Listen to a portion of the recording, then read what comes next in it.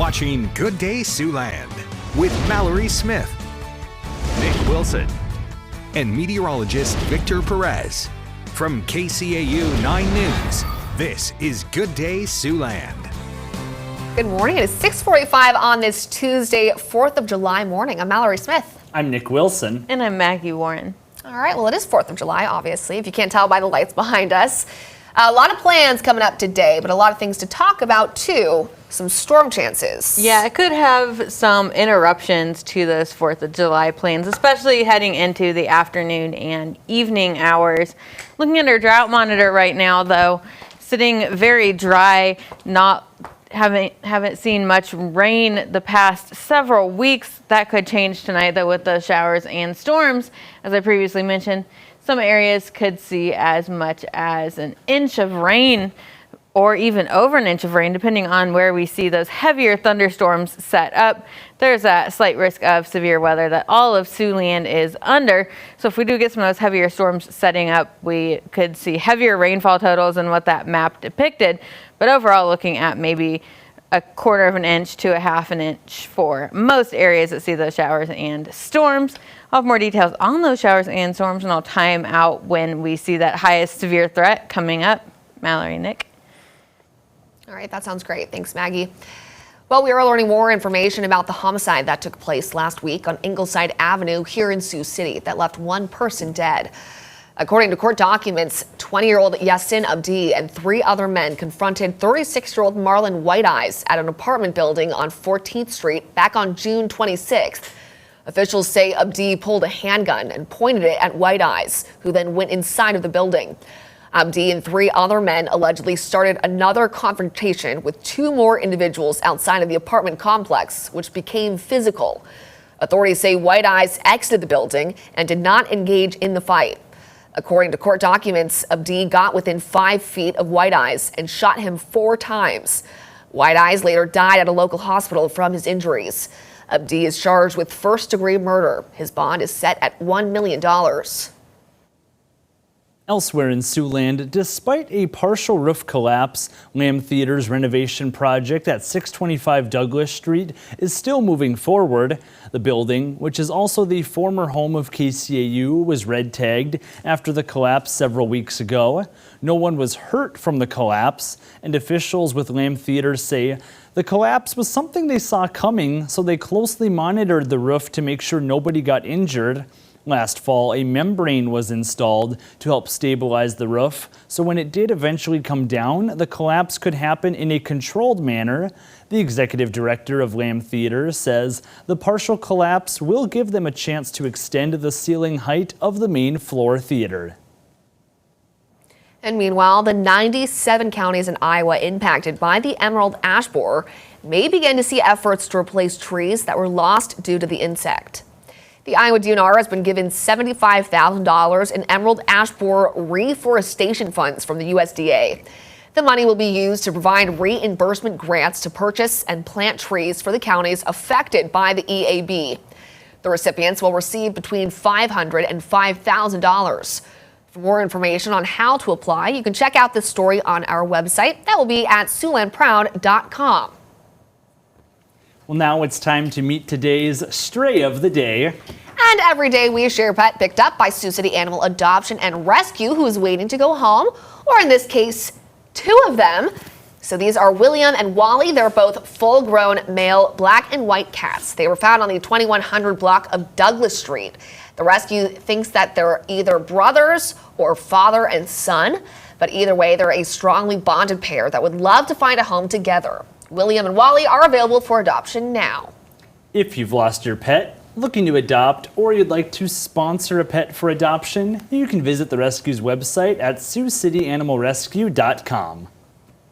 Look at their, you can't even see, but look at their whiskers. Oh my gosh, they're so highlighted. They're almost obviously against the black fur, I know, but it just seems like they've got some pretty eccentric whiskers there. They're very photogenic, they really are. Yes. Yeah, those are some beautiful cats. I know my cats actually hate the rain when they're outside, but they love to watch it on the windows when it's falling and chase the water drops and stuff, so hopefully they have some of that activity today. But I know a lot of people are not hoping for rain today. Yeah, they might see some of that rain tonight. some showers and storms possible for us for our 4th of July afternoon and evening. Taking a look on our KCAU-9 studio camera right now, though.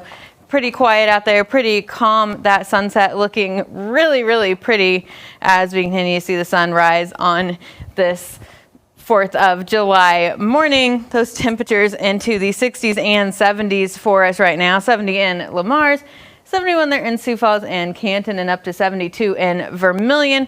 So very warm morning already. Those dew points making it feel muggy too in the upper 60s right now. A little bit drier there in Sioux Falls at 58 degrees for that dew point.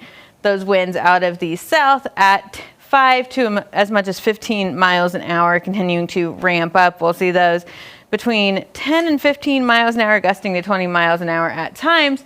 Continuing to see those dry conditions for us across the area too. That cluster of rain and storms continuing to stay off to our northwest right now. We will get into some more of that shower and storm activity later in the evening. Could see a severe threat for us later tonight. However, that does start to diminish through our evening into our 4th of July overnight hours. Looking at those temperatures dropping sharply to about 75 for tomorrow, looking at 78 degrees Thursday, and those temperatures staying seasonal and cooler for us as we head into the rest of our extended forecast. Some shower and storm chances heading into our weekend, and then we dry things out into next week and see that heat start to pick back up for our midweek next week. All right, yeah, definitely a hot day expected today. Thanks, Maggie. Now let's turn to sports, where the Sioux City X's are back at home, looking to pick things back up after getting swept in a series in Lincoln. Anthony Mitchell has those details in your morning sports wrap.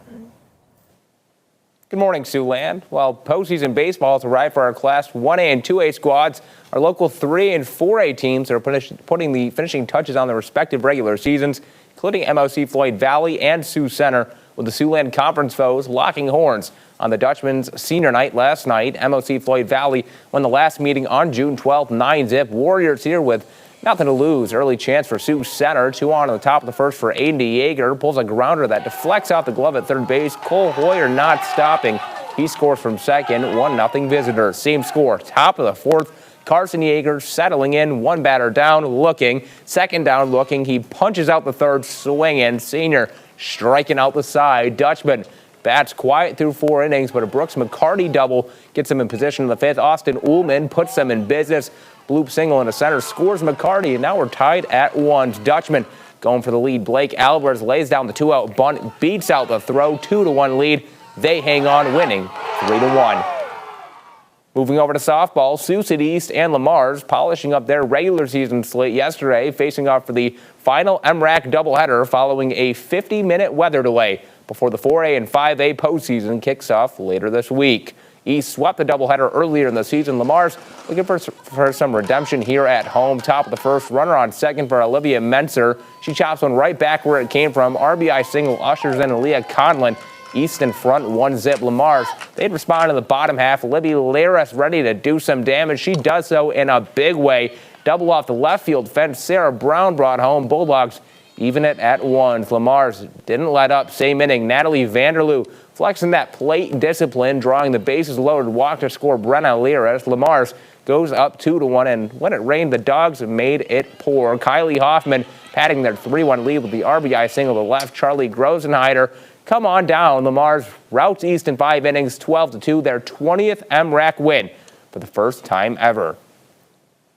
Now to the American Association, the Sioux City Explorers back at Lewis and Clark Park, hoping to rebound against Winnipeg after the X's were swept at Lincoln. The X's squaring off with Goldeyes for the first time this season.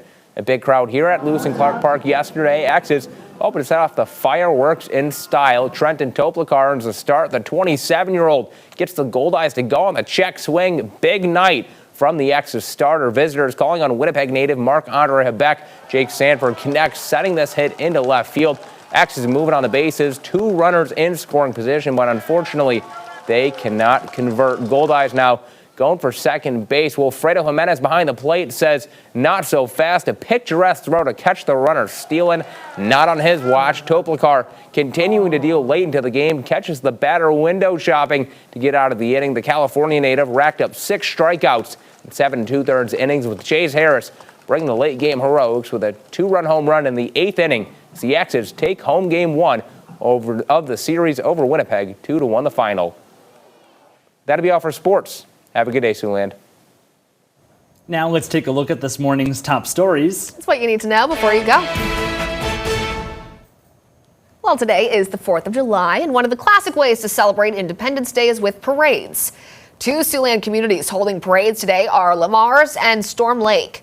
The parade in Lamars begins at around 11 a.m., or it begins exactly at 11 a.m., and then it runs from 8th Street to 2nd Street Northwest. They'll also be having a municipal band concert this evening at 7:30. That will be at Foster Park. Storm Lake's parade kicks off at 10:30 in the morning. They'll also have live music starting at 12:30 p.m. at the Sunset Park Band Show.